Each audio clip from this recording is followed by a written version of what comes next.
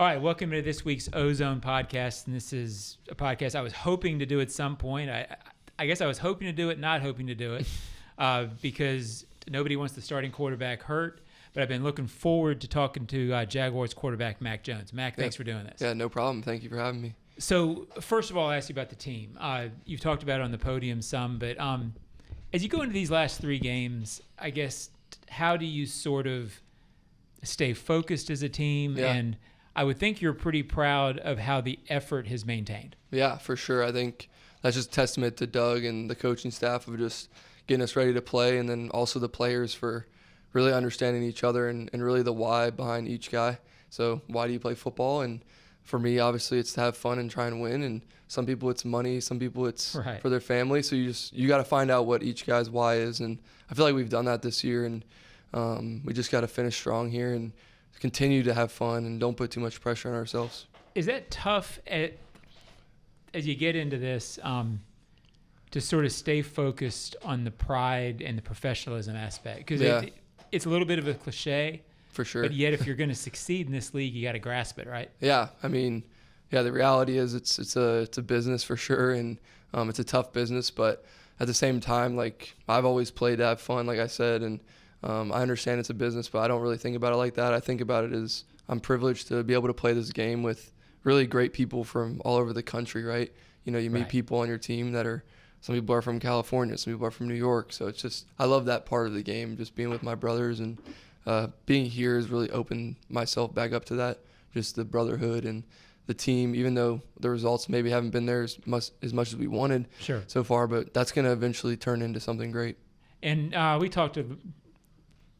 think you've talked about it a lot on the podium some. We talked about it a little bit before we went on the air. Yeah. But playing for your hometown team, and I think people sort of see that story and they read that story and think, oh, yeah, that'd be cool. Yeah. But it's got to be, on some level, even though you're not having the success, almost surreal in a way. Yeah, for sure. Happen? Yeah, I mean, it's awesome. It's I always wanted to play NFL football, and really to do it here is cool for this year, and I'm going to keep fighting. I think one thing that I've shown is I'm going to battle to the end, and we've shown that as a team. So that's my personality. That's who I am. So I know some of the wins haven't been there, but really you just got to focus on battling all the way through, and eventually it'll go your way. You strike me as a guy watching you play. A lot of players talk about, I'm just embracing the moment and playing play to play. Yeah. Something about you, though, you really do it. Yeah. Right? Has that always been that way, or why No. do you think you – okay. All right. And gracefully so, because, like, I feel like that was one of my challenges and still is, is just taking each play one play at a time. And it's such an emotional sport, and I put a lot of passion and time into the game.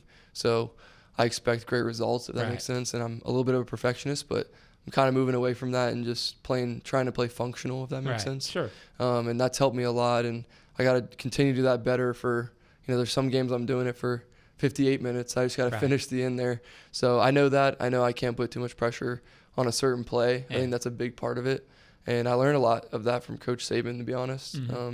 Just taking each play one play at a time. And I mean, he's an awesome guy, and learned a lot from him, but he won so many games and never talked about winning. You know what I'm saying? Yeah. So he never once said, like, we need to win this game. It was always like, you need to do your job and keep together and do the process. So that was interesting. And Coach Doug does the same stuff. So it's interesting to see differences between each coach, but I definitely learned that from both. So when you say you were a little bit of a perfectionist, it sounds like that means you're a lot of it. So.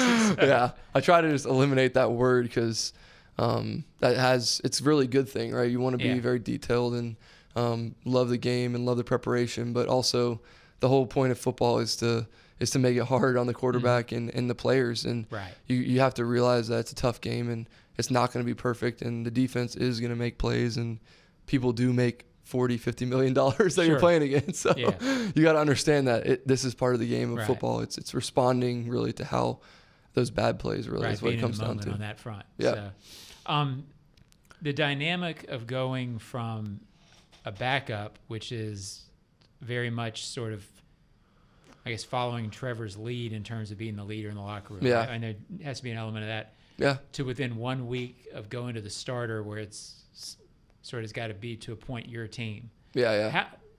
How tricky is that? Yeah. And is it something you sort of have to think about as you're doing it? Yeah, I mean, I've always been in different roles on different teams, so that's really helped me a lot. Been a starter, been second, been third, so Right. kind of been everything, been fourth.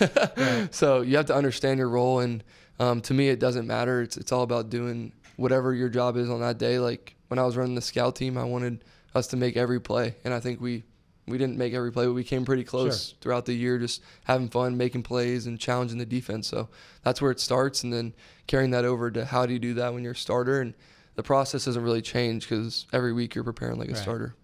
Now, you've always, ever since you got here, people in Jacksonville followed your career, obviously, because you're from here. But since you've gotten here, you've had that reputation of being a fun-loving guy, enjoying the moment. Has that always been your personality? Or is that okay? So even with the perfectionist, It's you've always shifted sort of definitely. balanced it. So I think as you just play more plays and get older, you kind of just realize you don't have to put so much stress and pressure on one bad play or one good play. Gotcha. So I have learned that, and I need to continue to work on it. I'm still technically young in my career. I know I've played a lot of football, but I'm still learning, and that's the fun part about the game. It's learning about not only the X's and O's and the people you're working with, but yourself and your mentality for each game, which can change. Gotcha. Now, I was asked to ask about your relationship with BTJ. Yeah. You guys are pretty tight, and at first, I guess you were like one of the few people who could get him to laugh. Oh, yeah. Yeah. So that's kind of been your... It's kind of my claim to fame. You know, I should get like a T-shirt or something that says... What kind of... I mean, on that front, he's low-key, reserved, young, which most, as you know, most rookies are not coming out of their shell real quick. Yeah. But it sounds like he's a guy who's got a lot of personality in there as well. Yeah, he does. And it definitely shows on the field, and he's very cerebral in his own way. But like I always talk about, the first time, in the first game, he's like talking smack to Jalen Ramsey. Right. And I'm like, that's my guy right there. Right away, I was like, yeah, you want guys like that on your team, and really guys that you can build. I know Jacksonville will be able to build with him and throughout the years, really. And hopefully he'll be here for a long time and continue to make plays. But very humble guy, and he's starting to wear some more jewelry and whatnot. So he got a new grill. He kind of blinded me with the other day. I was actually asked you about the grill. Yeah. Is that something you gave him grief about? Yeah, just a little bit. Right. I didn't know he had it in. And you can't pull it off, probably. No, I can't. I mean, maybe. The one he had was nice. It was like the silver or white gold. Okay. And it was pretty cool. But I didn't know he had it on, and he smiled, and I was like, whoa, it's a lot of money right there. Now, you've played, especially in college, with a lot of special at that position. Yeah. In terms of just being able to do it naturally, he's got it, right? Oh, yeah. Yeah, for sure. And, I've played with some great players, both in the NFL and college at that position and skill positions. And I love football, so I love to watch great players like that, wide receivers that can make plays, and that's young and old. But he has a lot of good characteristics of a great receiver, and I hope he just continues to work. And it's not always going to be, the highest of highs. Like, I'm not saying you want anything bad to happen, but he just has to understand, like, it is a journey, and you're gonna have your up and downs, but he does a great job preparing and putting himself in a good position. This is an impossible question to answer in our format, but it's always struck me, as it struck everybody. You play for Corky, and Coach Rogers, who I covered when I was with the paper, I call him Corky. You play with Corky, Saban, and Belichick. Yeah. There may not be a player ever play in the NFL who's played for coaches with more rings, right? Yeah. I mean, so you've seen it. Yeah, it's pretty crazy. The influence that just that sort of coaching leadership has had on you has to be, you probably don't even realize it because you went through it. Yeah. But I would think it's pretty extreme. Yeah, it's tough. I always say, like, playing for those guys is like 1 year is really like 3 years. Right. Yeah. So it was tough, but I definitely have a lot of good notes and things that I've written down and things that I've carried with me to this day. And with Coach Rogers, same thing, as you know, he's a legend. And Coach Saban and Coach Belichick and Doug, they've all won championships at their respective positions multiple times. And that's something that, you look at their body of work and you want to figure out how they did it, right? Each person. And obviously the first thing is everyone loves football. Mm-hmm. So if you love the game and you stick with it, eventually things will go your way. Is that in your future, do you think? Just yeah. You definitely want to coach? Yeah, I think That's so. Why the notes and the... Oh, yeah. Yeah, I definitely one day want to do that. Hopefully I can keep going, but we'll see what happens. I definitely love the game and want to obviously have family and enjoy my family, but we'll see what happens. I think that they definitely are good examples of good coaches. It's a stunning resume. Yeah. So I got to ask you, with your personality, which of those three? I think a lot of people watching this podcast probably know Corky a little bit. They obviously see. Which of those three would you see Mac, or is it just going to be a different? Yeah. I think just take the good from each and then learn from the yelling experiences from everybody else. But I feel like I'll be, we'll see. But if I even want to do that. But at the end of the day, I know I'm always, like I said, I'm going to have fun. And that's something my dad and my mom have always told me. That's when I'm at my best, is just whether I was playing dodgeball at bowls or football, I was just having fun. And really that made me better and allows me to play free. And if I'm doing something else, I think that's the same mindset I'll have. Gotcha. Now, I'd be remiss not to ask you sort of about on-field Mac, which is sort of, I got home the other night, my wife said, he's cocky, but I want him to win. Yeah. So and I said, you know what? That sort of defines it. Yeah. Have you always sort of had that edge to you when you play? Yeah. That's what makes it fun, right? Yeah. I think confident would be a better word. But, I mean, I think if you go out there with no confidence, you don't have a chance. So I've been there before, to be honest. And to get back and have my confidence, really just hitting the reset button. You've seen the Men in Black movie when they hit the button and you forget everything. I try to do that each week, really, and go out there and say, hey, I'm a great player. I can do this and I can help our team win. And I think the guys feel that when I'm out there, and that'll never change. Even maybe if I didn't have a great game the week before, because I'm going to have confidence because of the work I put in. So, yeah. You're enjoying, on some level, you really are enjoying this experience, aren't you? Yeah. It's for sure. No more? All right. The last thing we do here, I call it the Ozone 5. It's 5 quick questions. We'll have some fun. Mac Jones, what was your last binge watch? Actually, this is a great one. Harry Potter. We watched, me and Sophie, my girlfriend, we watched all 7 during the bye week. So. Now, had you watched that before, or was that new to you? Yeah, so they were all giving me crap for it because I hadn't seen it, the offensive line and everybody. So I was like, you know what? I'm going to watch it during the bye week and not watch football. So that's what I did. Who's the biggest Potter nerd on the offensive line? Probably Blake Hance. I mean, he dressed up as one of the characters for Halloween, him and his wife. So that's pretty high end. Yeah, he's pretty locked in. But the offensive line, I'd say they have some good Potter fans in there. Okay, I got you. What's the last song you listened to on the way in this morning? Ooh, that's a great question. I usually just click like the rap playlist and just shuffle it. So it could have been anybody, probably like Gunna or somebody like that. I got you. Sport other than football that you would have played?